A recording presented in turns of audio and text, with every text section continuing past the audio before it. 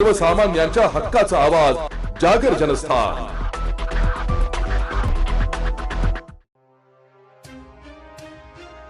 चाळीसगाव ग्रामीण police station मध्ये चोरीचा गुन्हा दाखल। एकाच वेळी मोटार पंप, जलपरी, ठिंबक लाईन बंडल, शेती साहित्य चोरीला गेल्यामुळे शेतकऱ्यांमध्ये तीव्र संताप व्यक्त होत आहे।